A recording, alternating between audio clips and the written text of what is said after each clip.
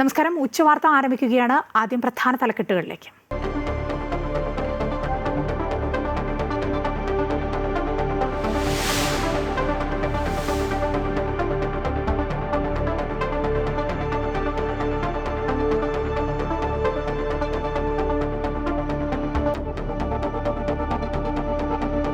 ശബരിമല യുവതീ പ്രവേശന ഹർജികൾ നാളെ സുപ്രീം കോടതിയുടെ പരിഗണനയ്ക്ക്.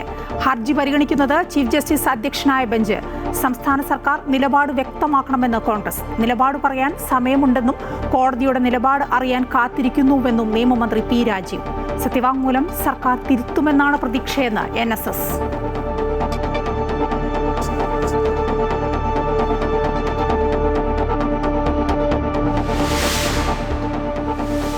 ശബരിമല കൊടിമര പുനഃപ്രതിഷ്ഠയിൽ വിജിലൻസിന് മൊഴി നൽകാൻ മോഹൻലാലും സുരേഷ് ഗോപിയും.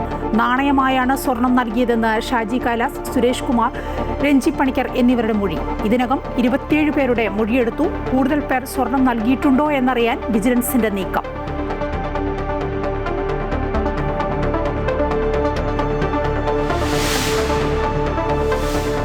നിയമസഭാ തെരഞ്ഞെടുപ്പിനുള്ള സ്ഥാനാർത്ഥി പട്ടിക ഈ മാസം തന്നെ പ്രഖ്യാപിക്കാൻ കോൺഗ്രസ്. മുതിർന്ന നേതാക്കൾ കൊച്ചിയിൽ യോഗം ചേരുന്നു. വിജയസാധ്യത മുഖ്യമെന്ന് നേതാക്കൾ. ഘടകകക്ഷികളുമായി ചർച്ചകൾ പൂർത്തിയായെന്ന് KC വേണുഗോപാൽ.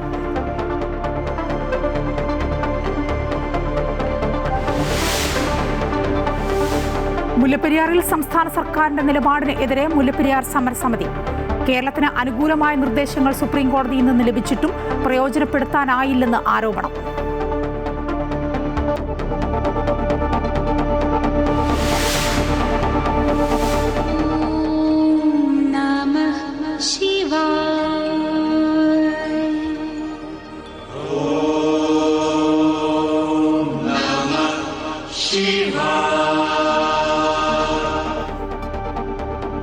ഇന്ന് മഹാശിവരാത്രി. ശിവക്ഷേത്രങ്ങളിൽ പ്രത്യേക പൂജകൾ. വൻ ഭക്തജനത്തിരക്ക്. ആലുവയിൽ പിതൃതർപ്പണത്തിന് ആയിരങ്ങൾ.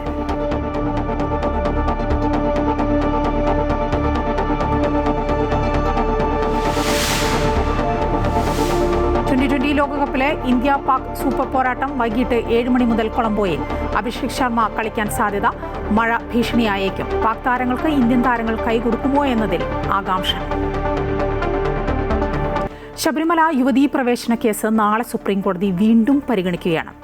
ശബരിമലയിൽ യുവതികൾക്ക് പ്രവേശനം അനുവദിക്കണമെന്ന സുപ്രീം കോടതിയുടെ 2018 വിധി പുനഃപരിശോധിക്കണമെന്ന് ആവശ്യപ്പെട്ടുള്ള ഹർജികളാണ് പരിഗണിക്കുക.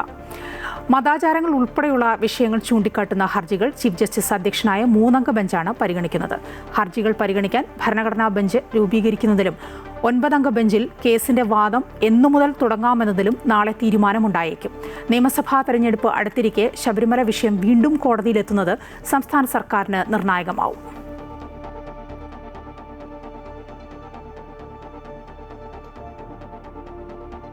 ശബരിമല യുവതീ പ്രവേശന വിഷയം സംസ്ഥാനത്ത് വീണ്ടും ചർച്ചയാവുകയാണ്. നാളെ ഹർജികൾ സുപ്രീം കോടതി പരിഗണിക്കാനിരിക്കുമ്പോൾ സർക്കാർ നിലപാട് എന്താകും എന്നതാണ് എല്ലാവരും ഉറ്റുനോക്കുന്നത്.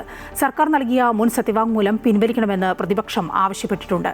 സമാന നിലപാട് തന്നെയാണ് NSSും മുന്നോട്ട് വയ്ക്കുന്നത്. അതേസമയം നിലപാട് 1 മിനിറ്റ് കൊണ്ട് എടുക്കാൻ കഴിയുന്നതല്ല എന്നാണ് നിയമമന്ത്രി പി രാജീവിന്റെ പ്രതികരണം. ശബരിമല സ്ത്രീ പ്രവേശനത്തിനു വേണ്ടി ശക്തമായ നിലപാടാണ് ഒന്നാം പിണറായി സർക്കാർ എടുത്തത്. പക്ഷെ അതിൽ ശക്തിയായ പ്രതിഷേധം ഉണ്ടായതിനു ശേഷം പതുക്കെ അതിൽ നിന്ന് പിൻവലിഞ്ഞു. പിന്നീട് കയറി മാപ്പ് പറയുന്ന അവസ്ഥ വരെ ഉണ്ടായി. ഇപ്പോൾ ആഗോള അയ്യപ്പ സംഘം നടത്തി എല്ലാത്തിൽ നിന്നും പിന്മാറുകയാണ് എന്നുള്ള രീതിയിൽ പ്രഖ്യാപിച്ചു. പക്ഷേ സുപ്രീം കോടതിയിൽ ഈ കേസ് വരുമ്പോൾ സർക്കാർ ഒരു അഫിഡവിറ്റ് കൊടുത്തിട്ടുണ്ട് നേരത്തെ. ആ അഫിഡവിറ്റ് മാറ്റി ഒരു അഫിഡവിറ്റ് കൊടുക്കാൻ ഗവൺമെന്റ് തയ്യാറുണ്ടോ എന്ന് മുഖ്യമന്ത്രി വ്യക്തമാക്കണം. നിലപാട് ഇപ്പോൾ ആരെടുത്തിരിക്കുന്നത്? സർക്കാർ നിലപാടിനെയാണോ ഇപ്പോൾ ചോദ്യം ചെയ്തിരിക്കുന്നത്? കോടതിയുടെ മുൻപിലുള്ള ഇപ്പം എന്താ? അല്ല, ഞാൻ ചോദിക്കട്ടെ. അല്ലല്ല, കോടതിയുടെ മുൻപിൽ ഇപ്പം എന്താ ഉള്ളത്? അല്ല, അവരെന്തിനെ പുനഃപരിശോധിക്കാൻ പോകണം? ഞങ്ങളുടെ നിലപാടിനെയാണോ? അവരുടെ വിധിയാണ്. അവരുടെ വിധിയെ സാധാരണ പുനഃപരിശോധിക്കുന്ന രീതികളുണ്ട്. ആ രീതിയിൽ റിവ്യൂവിന്റെ പരിമിതി ഉണ്ടാവും. അശ്വതി ചേരുകയാണ് കൂടുതൽ വിവരങ്ങളുമായി. അശ്വതി, ശബരിമല യുവതീ പ്രവേശന വിഷയം വീണ്ടും കോടതിക്ക് മുന്നിലേക്ക് എത്തുകയാണ്. നാളെ സുപ്രീം കോടതി ഹർജികൾ പരിഗണിക്കുകയാണ്. വിഷയം വീണ്ടും എത്തുമ്പോൾ നമ്മുടെ സംസ്ഥാനം ഒരു തെരഞ്ഞെടുപ്പിന് മുന്നിലാണ്, പടിവാതിൽക്കലാണ്. നിയമസഭാ തെരഞ്ഞെടുപ്പ് അടുക്കുകയാണ്. അത് സംസ്ഥാന സർക്കാരിന് വളരെ നിർണായകമാവില്ലേ?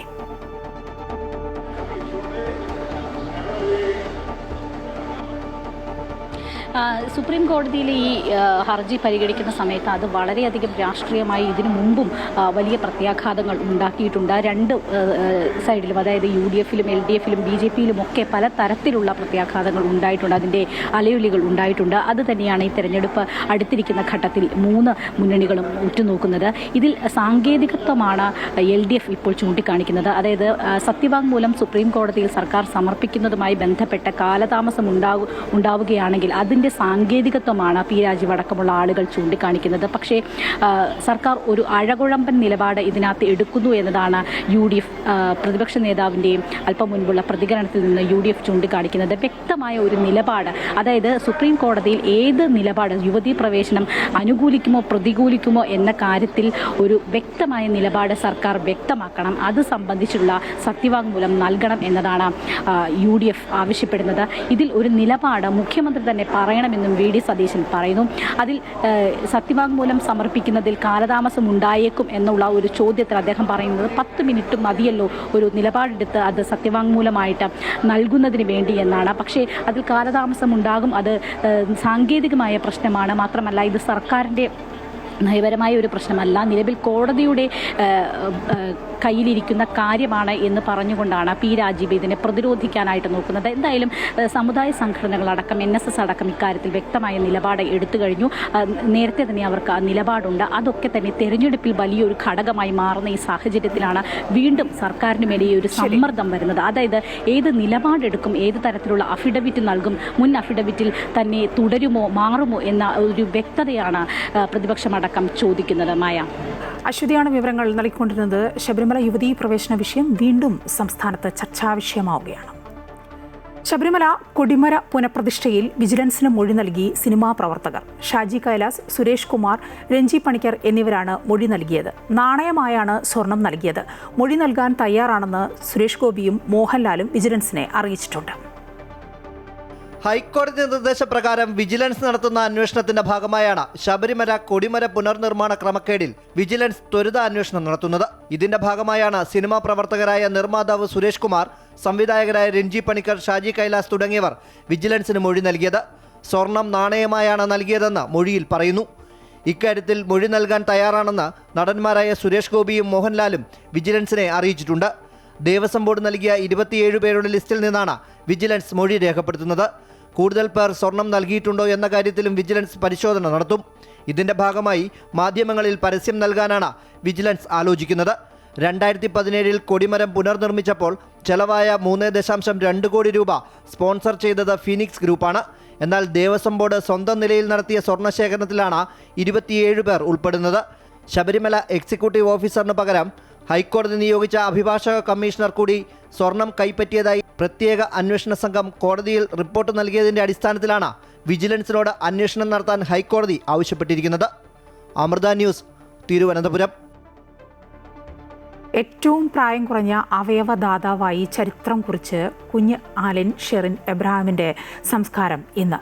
മല്ലപ്പള്ളിയിലെ സ്വകാര്യ ആശുപത്രി മോർച്ചറിയിൽ സൂക്ഷിച്ചിരിക്കുന്ന മൃതദേഹം നെടുങ്ങാടപ്പള്ളിയിലെ വീട്ടിലെത്തിച്ചു. ആലിൻ ഷെറിന് അന്ത്യാഞ്ജലി അർപ്പിക്കാൻ നിരവധി പേരാണ് വീട്ടിലേക്ക് എത്തിക്കൊണ്ടിരിക്കുന്നത്. കൂടുതൽ വിവരങ്ങളുമായി കണ്ണൻ ചേരുകയാണ്. കണ്ണൻ, ഇനിയിപ്പോൾ സംസ്കാര ചടങ്ങുകൾ ആരംഭിക്കാറായി, അധികം സമയമില്ല. 3 മണിക്കല്ലേ സംസ്കാരം?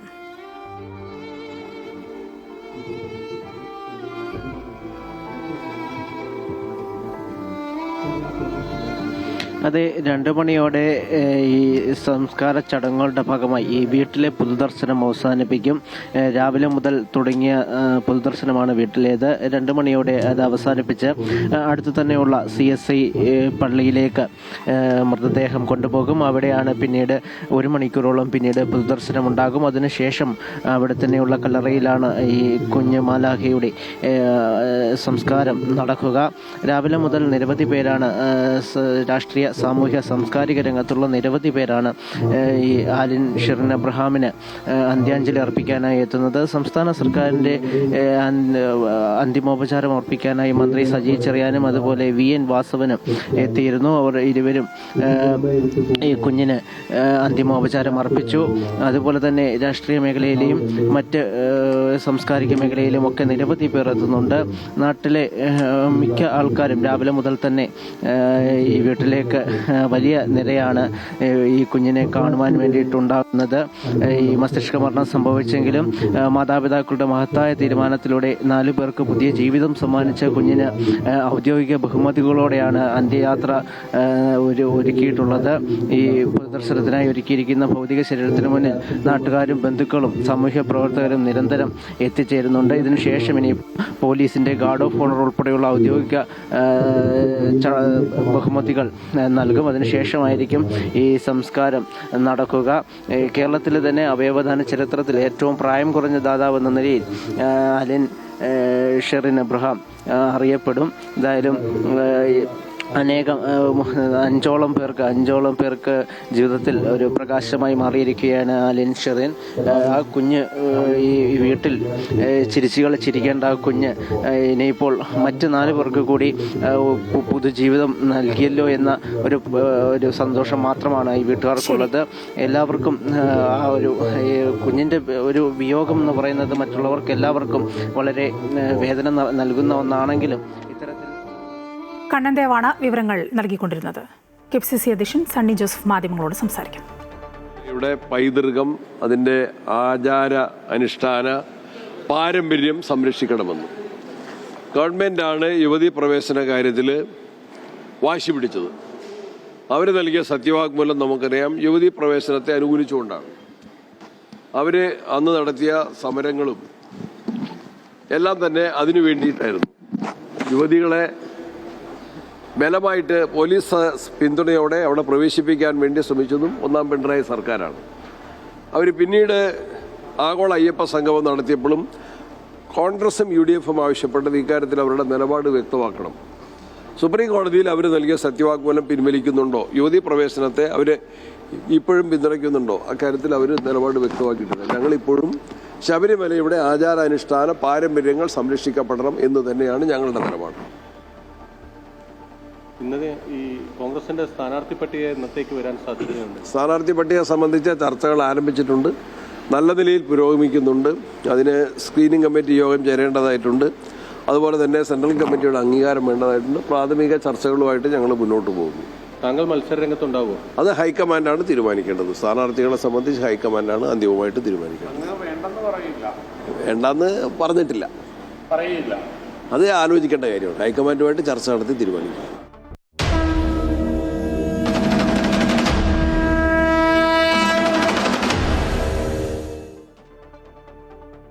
ക്ഷേത്രങ്ങളെ പഞ്ചാക്ഷരി മന്ത്ര മുഖരിതമാക്കി ഇന്ന് ശിവരാത്രി. തലസ്ഥാനത്തെ എല്ലാ ശിവക്ഷേത്രങ്ങളും ശിവഭക്തരുടെ സംഗമഭൂമിയായി.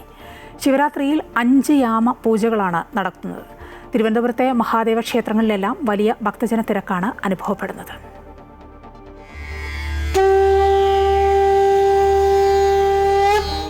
ആത്മസമർപ്പണവും ഭക്തിയും ഒന്നുചേരുന്ന ദിനമാണ് ശിവരാത്രി. കുംഭമാസത്തിലെ ശ്രീകൃഷ്ണപക്ഷ നാളിലാണ് ശിവരാത്രി ആഘോഷിക്കുന്നത്.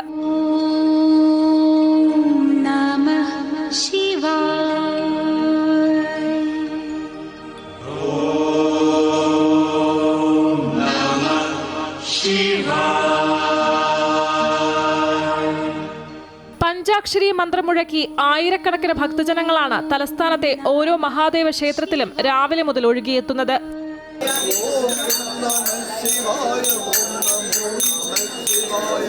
കാളകൂട വിഷം കുടിച്ച ശിവഭഗവാന് ആപത്തൊന്നും ഉണ്ടാകാതിരിക്കാൻ പാർവതീദേവി ഉറക്കമിളച്ച് പ്രാർത്ഥിച്ചതിനാലാണ് ശിവരാത്രി ദിനത്തിൽ ഉറങ്ങാതെ പ്രാർത്ഥനാനിരതരായി ഭക്തർ ശിവക്ഷേത്രത്തിലേക്ക് എത്തുന്നത്.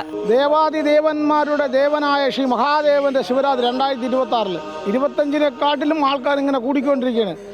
ഈ കുംഭമേള കാര്യങ്ങളെല്ലാം കഴിഞ്ഞ് മഹാദേവനോട് ഭയങ്കര പ്രേമമാണ്. ഭക്തിയല്ല ജനങ്ങൾക്ക്, മഹാദേവനോട് പ്രേമമാണ്. ശിവരാത്രിയിൽ 5 യാമപൂജകളാണ് നടത്തുന്നത്. ഈ പൂജകളിൽ പങ്കെടുക്കുന്നത് 1000 പ്രദോഷവ്രതത്തിന് തുല്യമാണെന്നാണ് വിശ്വാസം. തിരുവനന്തപുരത്തെ സുപ്രധാന മഹാദേവ ക്ഷേത്രങ്ങളിൽ ഒന്നായ ശ്രീകണ്ഠേശ്വരം മഹാദേവ ക്ഷേത്രത്തിലും രാവിലെ മുതൽ വലിയ തിരക്കാണ് അനുഭവപ്പെടുന്നത്. ഇവിടെ രാവിലെ ധാര, രണ്ടാമത്തെ കാര്യം ഉഷപൂജ, പിന്നെ 108 ശീവേലി, പിന്നെ നിത്യം പുഷ്പാഭിഷേകമുള്ള ക്ഷേത്രം ശ്രീകണ്ഠേശ്വരം. ശിവരാത്രി ഒരു ഉത്സവരാത്രി മാത്രമല്ല, ആത്മശുദ്ധിയുടെയും ത്യാഗത്തിന്റെയും ആത്മീയ സന്ദേശം പകരുന്ന ദിനമാണ്. പഞ്ചാക്ഷരി മന്ത്രം മുഴങ്ങുന്ന അന്തരീക്ഷത്തിൽ തലസ്ഥാനത്തെ ശിവക്ഷേത്രങ്ങൾ അക്ഷരാർത്ഥത്തിൽ ശിവഭക്തരുടെ സംഗമ സ്ഥലമായി മാറി. അമൃത ന്യൂസ്, തിരുവനന്തപുരം.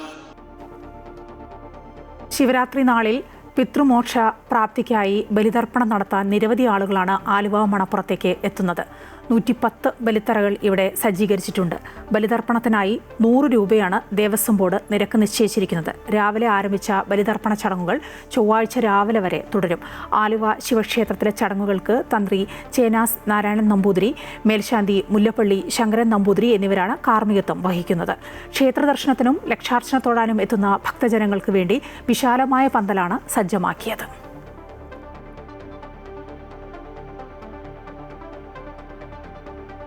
നാളെ തിരുവനന്തപുരത്ത് KPCC യോഗം നടക്കാനിരിക്കെ കൊച്ചിയിൽ മുതിർന്ന കോൺഗ്രസ് നേതാക്കളുടെ തിരക്കിട്ട യോഗം. AICC general secretary Deepa Das Munshi, VD Satheesan, KC Venugopal, Ramesh Chennithala, Sunny Joseph തുടങ്ങിയവർ യോഗത്തിൽ പങ്കെടുത്തു. സീറ്റ് വിഭജനം, സീറ്റ് വെച്ചുമാറൽ ഉൾപ്പെടെ യോഗത്തിൽ ചർച്ചയായി. 22-ന് ഡൽഹിയിൽ സ്ക്രീനിംഗ് കമ്മിറ്റിക്ക് ശേഷമായിരിക്കും കോൺഗ്രസ് ആദ്യ സ്ഥാനാർത്ഥി പട്ടിക പ്രഖ്യാപിക്കുക. വിജയസാധ്യത മുഖ്യമെന്ന് KC വേണുഗോപാൽ പറഞ്ഞു. ഞങ്ങളുടെ പ്രോസസ്സൊക്കെ നടന്നുകൊണ്ടിരിക്കുകയാണ്. എല്ലായിടത്തും സ്ക്രീനിംഗ് കമ്മിറ്റികൾ വന്നിട്ട് അവരെല്ലാ നേതാക്കന്മാരുടെ അഭിപ്രായം രൂപീകരിച്ചുകൊണ്ടിരിക്കുകയാണ്. ഓരോ സീറ്റിലും സ്ഥാനാർത്ഥികൾ ആരാവണമെന്നതിനെ കുറിച്ചിട്ട് ഞങ്ങളുടെ പാർട്ടി നേതാക്കന്മാരുടെ അഭിപ്രായം പ്രതിപക്ഷ നേതാവും KPCC പ്രസിഡന്റും എല്ലാ ജില്ലകളിൽ നിന്നുള്ള പാർട്ടി നേതാക്കന്മാരുടെ അഭിപ്രായം ആരാഞ്ഞു കഴിഞ്ഞിട്ടുണ്ട്. അപ്പോൾ ഞങ്ങൾ ആ പ്രോസസ്സ് വളരെ വേഗത്തിൽ നടത്തിക്കൊണ്ടിരിക്കുകയാണ്. അപ്പോൾ അതിൻ്റെ അടിസ്ഥാനത്തിൽ തന്നെ അന്തിമമായ അനൗൺസ്മെന്റ് ഉണ്ടാവും. ഏത് തീയതിയിൽ അനൗൺസ് ചെയ്യുന്നു ഇപ്പം ഞാൻ പറയുന്നത്. അശ്വതിയുണ്ട് കൊച്ചിയിൽ നിന്ന് കൂടുതൽ വിവരങ്ങളുമായി. അശ്വതി, തിരുവനന്തപുരത്ത് നാളെ KPCCയുടെ യോഗം തീരുമാനിച്ചിട്ടുള്ളതാണ്, അത് നടക്കും. അതിന് മുന്നോടിയായി ഇന്നിപ്പോൾ പെട്ടെന്ന് മുതിർന്ന നേതാക്കൾ കൊച്ചിയിൽ യോഗം ചേരുന്നു. എന്തായിരുന്നു ഈ യോഗത്തിൻ്റെ ഒരു ഉദ്ദേശം? സീറ്റ് വിഭജനം തന്നെയാണോ പ്രധാന ചർച്ചയായത്?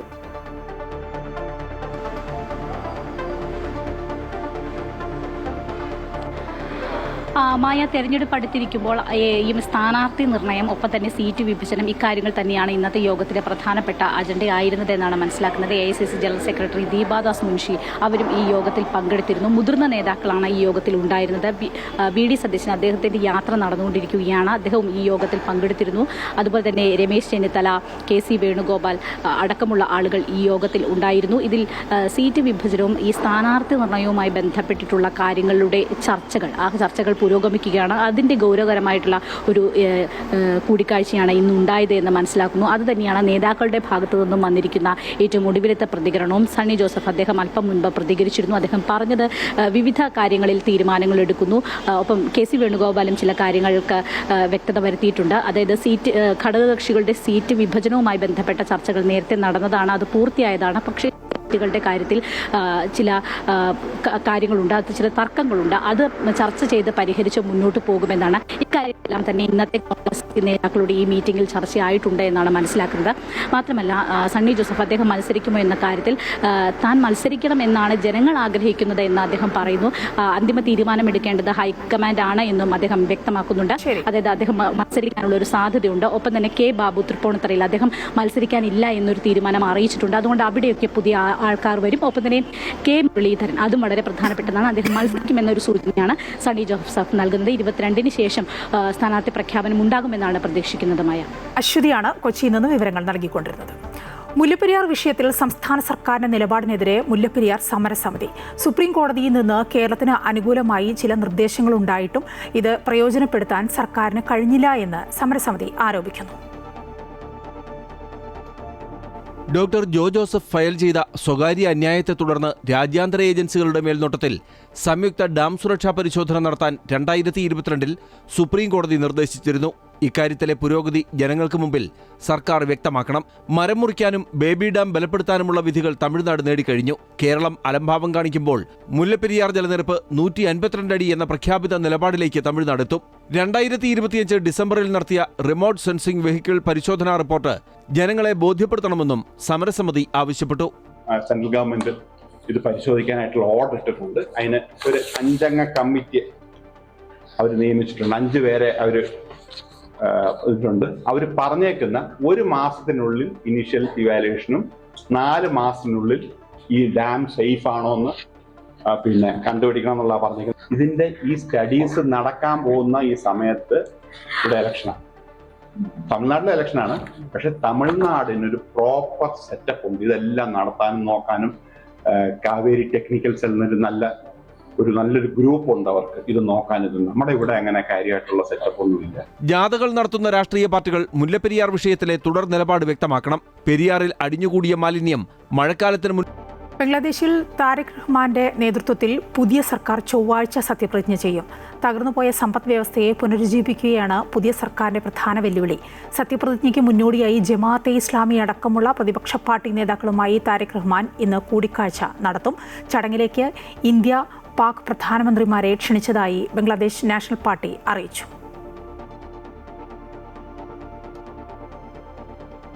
കപിൽ സിബൽ എപ്സ്റ്റീന്റെ സ്ഥാപനം നൽകിയ അവാർഡ് സ്വീകരിച്ചുവെന്ന് BJP. 2010 മന്ത്രിയായിരുന്ന കപിൽ സിബൽ ന്യൂയോർക്കിൽ നടന്ന ചടങ്ങിൽ പങ്കെടുത്ത് പുരസ്കാരം വാങ്ങിയെന്നാണ് BJPയുടെ വാദം.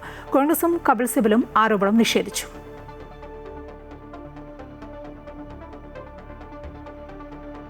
ഇടുക്കി മറയൂർ മൂന്നാർ റോഡിൽ 8-ാം മൈലിൽ കാട്ടുകൊമ്പൻ പടയപ്പയുടെ ആക്രമണം. വിനോദസഞ്ചാരികൾ സഞ്ചരിച്ച ബസിന്റെയും കാറിന്റെയും ചില്ലുകൾ പടയപ്പ തകർത്തു. ഈരാറ്റുപേട്ടയിൽ നിന്നും മറയൂരിലേക്ക് വരികയായിരുന്ന വിനോദസഞ്ചാരികളുടെ കാറിന് നേരെയാണ് ആദ്യം ആക്രമണം ഉണ്ടായത്. കാറിലുണ്ടായിരുന്ന ഈരാറ്റുപേട്ട സ്വദേശികളായ മുഹമ്മദ് യൂസഫ്, അഷ്റഫ് എന്നിവർ പരുക്കുകളേൽക്കാതെ അത്ഭുതകരമായി രക്ഷപ്പെട്ടു. പിന്നീട് മൂന്നാർ ഭാഗത്തേക്ക് പോയ വിനോദസഞ്ചാരികളുടെ ബസിന് നേരെയും ആന തിരിഞ്ഞു. പടയപ്പ നിലവിൽ മതപ്പാടിലായതിനാൽ മറയൂർ മൂന്നാർ റോഡിലൂടെ യാത്ര ചെയ്യുന്നവർ ജാഗ്രത പാലിക്കണമെന്ന് വനം വകുപ്പ് അറിയിച്ചിട്ടുണ്ട്.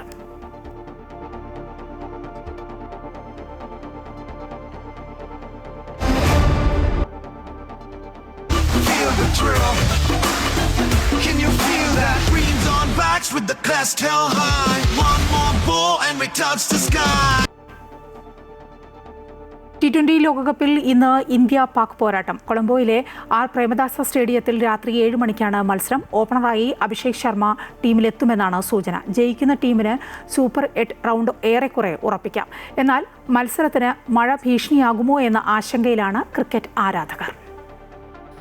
ലോകകപ്പിൽ ഇതുവരെ കളിച്ച 2 മത്സരങ്ങളിലും വിജയിച്ചാണ് ഇരു ടീമുകളും എത്തുന്നത്. 4 പോയിന്റുമായി പോയിന്റ് പട്ടികയിൽ ഒപ്പത്തിനൊപ്പം. മികച്ച നെറ്റ് റൺ റേറ്റിന്റെ കരുത്തിൽ ഗ്രൂപ്പ് എയിൽ ഇന്ത്യയാണ് ഒന്നാമത്. 2ാം സ്ഥാനത്താണ് പാകിസ്ഥാൻ. അമേരിക്കയെയും നമീബിയയും തോൽപ്പിച്ചാണ് ടീം ഇന്ത്യയുടെ മുന്നേറ്റം. നെതർലാൻഡ്സിനെയും USA-യും പരാജയപ്പെടുത്തി പാകിസ്ഥാനും മുന്നേറുന്നു. പാകിസ്ഥാനെതിരെ കളിച്ച കഴിഞ്ഞ 5 2020 മത്സരങ്ങളിലും ഇന്ത്യയാണ് വിജയിച്ചത്. സ്പിന്നിനെ തുണയ്ക്കുന്ന പിച്ചാണ് കൊളംബോ പ്രേമദാസ സ്റ്റേഡിയത്തിലേത്. കഴിഞ്ഞ ദിവസം ഇതേ വേദിയിലാണ് സിംബാബ്വെ ഓസ്ട്രേലിയയെ അട്ടിമറിച്ചത്. അതിനാൽ സ്പിന്നർമാർക്ക് പ്രാമുഖ്യം നൽകുന്ന ടീമിനെ ഇറക്കാനാണ് ഇരു ടീമുകളും ശ്രമിക്കുക. ഏഷ്യാ കപ്പിലെ വിവാദത്തിന്റെ പശ്ചാത്തലത്തിൽ ഇന്ത്യ പാക് ക്യാപ്റ്റന്മാർ ഹസ്തദാനം ചെയ്യുമോ എന്നുള്ളതാണ് ആരാധകർ ഉറ്റുനോക്കുന്നത്. ഇന്ത്യയുമായുള്ള മത്സരം ബഹിഷ്കരിക്കാനായിരുന്നു പാകിസ്ഥാന്റെ തീരുമാനം. എന്നാൽ ICC അധികൃതർ നടത്തിയ ചർച്ചയെ തുടർന്നാണ് പാകിസ്ഥാൻ കളിക്കാനെത്തുന്നത്. കൊളംബോയിൽ മഴയ്ക്ക് സാധ്യതയുണ്ട് എന്നാണ് കാലാവസ്ഥാ പ്രവചനം. അതിനാൽ മഴ വില്ലനാകുമോ എന്ന ആശങ്കയും ക്രിക്കറ്റ് ആരാധകർക്കുണ്ട്. News desk Amrita TV. ഉച്ചവാർത്ത പൂർണ്ണമാവുകയാണ്. കൂടുതൽ വാർത്തകൾ കാണാം ഞങ്ങളുടെ YouTube ചാനലിലൂടെ. നമസ്കാരം.